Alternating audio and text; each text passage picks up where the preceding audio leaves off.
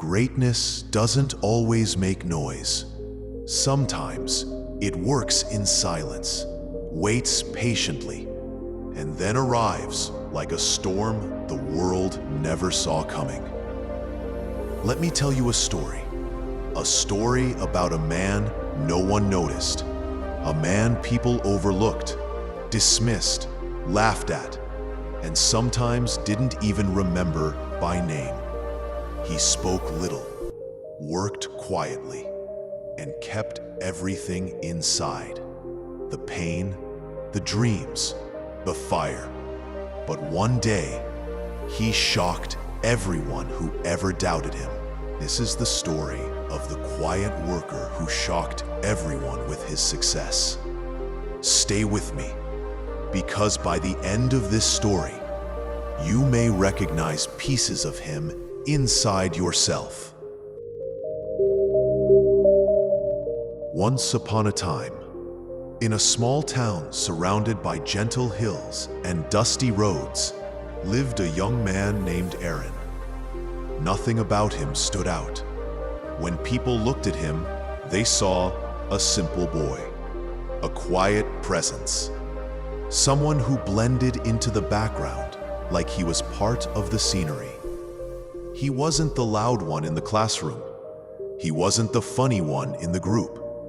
He wasn't the confident one who always raised his hand. Arin was quiet, too quiet, according to some. The world saw silence, but they didn't see the storm inside him. Many years ago, on a cold morning, Arin sat on the wooden steps outside his home. The sun struggled to rise through thick clouds, and a soft breeze carried the scent of rain. He held a small notebook, the same notebook he had filled with dreams since he was 10. Dreams he never shared with anyone. As he flipped through the pages, his mother walked out. "Arin, aren't you going to be late?" she asked gently. He nodded, closed the notebook, and slipped it into his bag without saying a word. He always did that, kept everything to himself. Not because he was shy, but because he was afraid people would laugh. Afraid they'd tell him he wasn't capable. Afraid they'd tell him the same thing he'd heard his whole life. "You're too quiet to make it. You don't have the personality for success. You should aim smaller." Let me ask you something. How many times have you been told you're too something to achieve something? Too quiet, too slow, too late, too ordinary.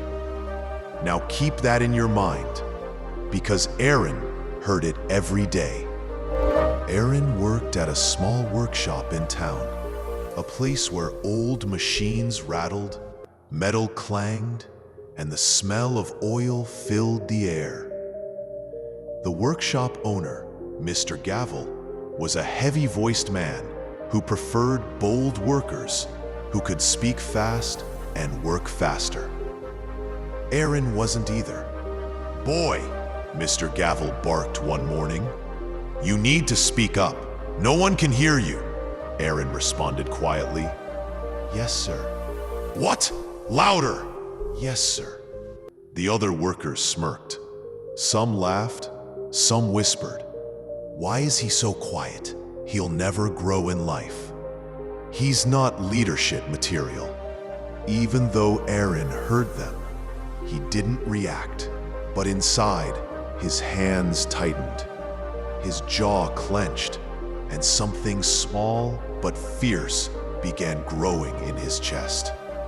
He worked harder, stayed longer, learned silently, analyzed everything, improved without asking for help. While others wasted time showing off, arguing, trying to impress the boss, Arin worked. He didn't shine, he didn't boast, he didn't talk. He built, he observed, he practiced, He repaired. He studied. Every single day. But the world doesn't reward quiet effort immediately. And eventually, life struck him hard. One rainy evening, as the sky thundered and the streets started flooding, Arin walked home soaked to the bone. His clothes stuck to his skin, his teeth chattered, and the cold night air felt like a warning. He reached home and found his father sitting silently at the table. The electricity flickered. The atmosphere was heavy. The house was quiet, too quiet. His father looked at him and said, "Arin, the workshop is shutting down." Arin froze. All the hours he invested, all the silent effort, all the dedication, gone. The next morning confirmed it. Machines stopped. Locks hung on doors. Workers stood outside in disbelief. Mr. Gavel apologized, but it didn't matter. Arin's world had collapsed. For a moment, he felt a familiar voice inside him whisper, "See, you were quiet.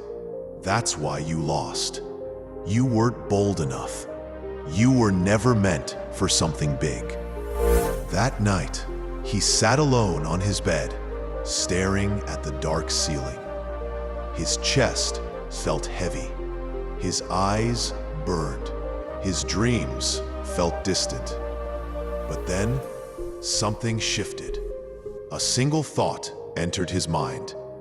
Silence is not weakness. Silence is preparation. He sat up, took a deep breath, and whispered 10 words that changed everything. "I am quiet, but I am not small." The next morning, before sunrise, Arin woke up. He didn't have a job. He didn't have money. He didn't have support. But he had one thing, a decision. He told himself, "I will build something, even if no one sees me building it." With the little savings he had, he bought old tools, broken parts, and discarded equipment from scrap markets. People thought he was crazy. What will he do with this junk? He's wasting his time. He needs to be realistic. But Arin had a plan. In the small shed behind his house, a place filled with spiderwebs, dust, and silence, he started repairing machines. First for free, then for small amounts, then for bigger clients. He didn't advertise, he didn't shout, he didn't brag.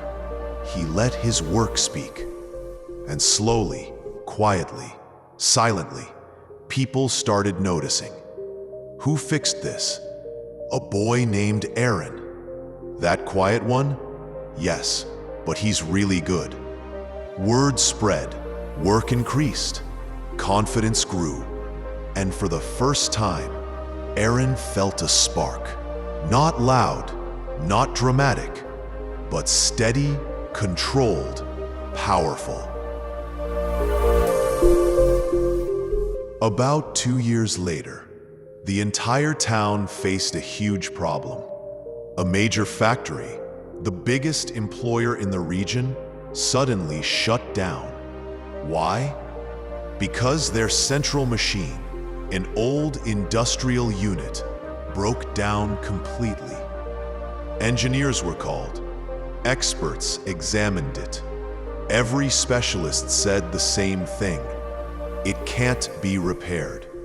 The factory owner, Mr. Yarden, was preparing to shut everything down.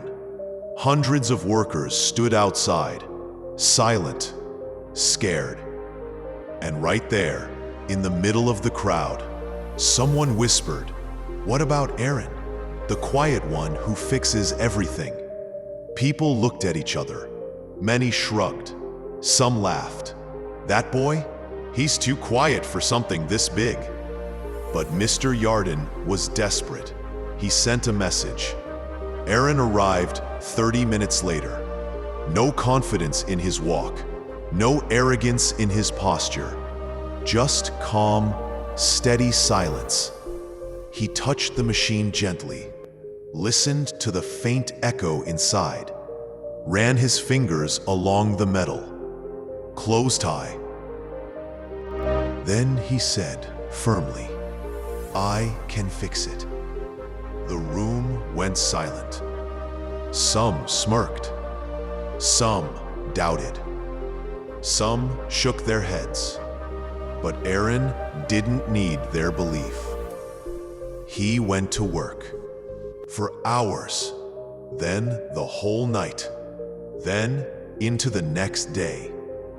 He tightened bolts, replaced wires, adjusted gears, recalibrated circuits.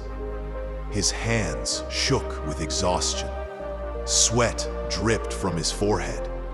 His eyes were red, but he didn't stop. Finally, he stepped back. "Turn it on," he said. The supervisors hesitated. The workers watched. The factory owner prayed under his breath. The switch was pulled. The machine rumbled, coughed, shuddered, then roared back to life. The whole hall erupted. People cheered loudly. Some clapped. Some shouted his name. The quiet boy, the invisible worker, the overlooked presence, had just saved the biggest factory in town. Within months, his small shed became a full workshop. His workshop became a company. His company became the town's pride. People who once ignored him now came seeking advice. People who once laughed now respected him. People who once doubted him now admired him. But Arin never changed. He remained quiet, humble, focused, disciplined. And whenever someone asked, "How did you do it?" he answered the same way every time. "I was working while everyone else was talking." So listen carefully, because this story isn't just about Arin. It's about you, your silence, your efforts, your potential, your journey. Maybe people underestimate you. Maybe they overlook you. Maybe they don't see what you're capable of. But remember this: you don't need to be loud to become great. You just need to be consistent. The world will doubt you, ignore you, question you, until the day you shock them. And when that day comes, say the same words Arin once whispered to himself: "I am quiet, but I am not small."